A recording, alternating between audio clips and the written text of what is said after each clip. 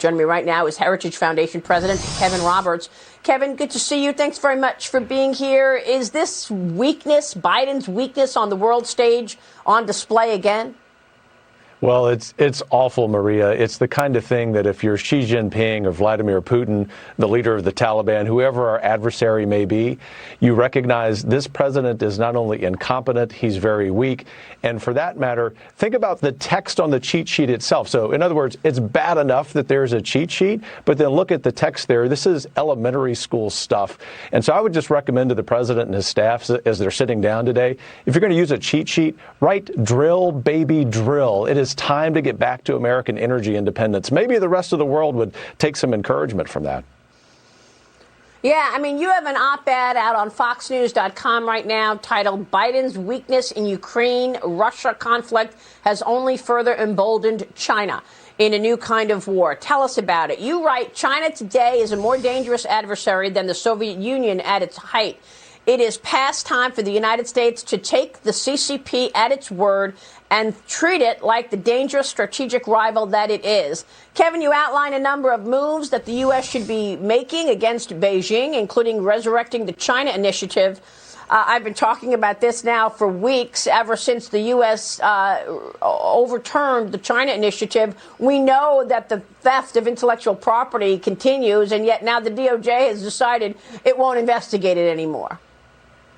Well, it's just ridiculous, Maria, and thank you for being such a great patriot on this issue.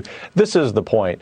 What the Ukrainian people are doing in resisting aggression should give all of us hope for the future against tyranny. Vladimir Putin is an adversary, but he is not the biggest adversary facing the United States. The withdrawal of Russian forces from multiple Ukrainian cities shows that. The key point is the United States needs to understand that the Chinese Communist Party is an existential threat to its own people and to the American people. It is not an overstatement to say that. And so if you look at the back-footed nature with which President Biden has responded to the Ukrainian crisis, if you look at our withdrawal from Afghanistan, if you look at the fact that at this very moment we're negotiating the final stages of the Iranian nuclear deal, if you're Xi, why in the world would you think that America is an adversary? We at Heritage are trying to put daily pressure on this administration, on Congress, to stand up to this threat, to take the actions that you outline and then some. And I'll just say that I think if we can do that, the United States will defeat the Chinese Communist Party. But right now we're playing from behind, and this president is instilling no confidence whatsoever that our country is prepared for this fight. Well, unfortunately, this president continually calls China a competitor.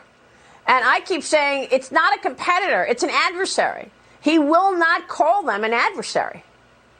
They're an adversary, and I lead a think tank, so I'm not given to hyperbole. You're not. They're an enemy. Let's just call a spade a spade. This is reality. Yeah. The Chinese people are not our enemy. It's a beautiful culture. It's the Chinese Communist Party, and the president has to say that. Yeah, my words exactly over the last several years, honestly. President Biden unveiled a massive $5.8 trillion budget yesterday. This is his budget for 2023, as you know. It includes the largest tax increase in history. It includes the largest increase in climate spending in history. $300 million to protect the southern border, but a big portion of that is for lawyers to represent the migrants. And it's a nearly 20% increase in the IRS budget. What are your thoughts on this? I've got to compare a 20% increase for the IRS and a 4% increase for defense spending. I mean, this is outrageous. Inflation is running at 8%. We know that. It's 10% on the producer level. And we got defense spending up 4%. That's a decline. You see this budget shows that the president is not serious about tackling inflation or protecting the nation.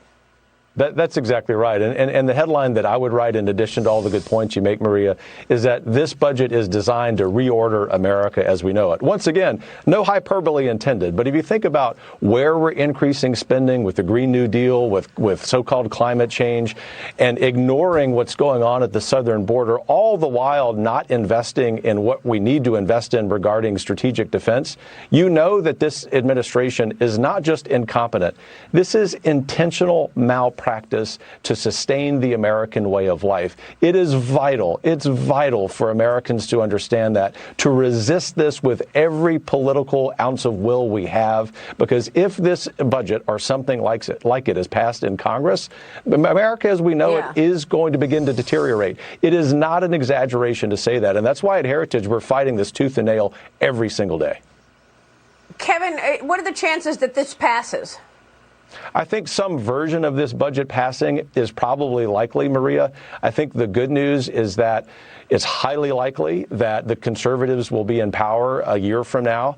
We're also at Heritage saying, look, conservatives, if you're going to be in power a year from now, it's not enough for you simply to win the election. We expect you. Your base demands that you govern as conservatives, and it starts with killing this budget. Yeah. All right, Kevin, great to have you this morning. Come back soon. Kevin Roberts is the president of the Heritage Foundation, and we will be right back.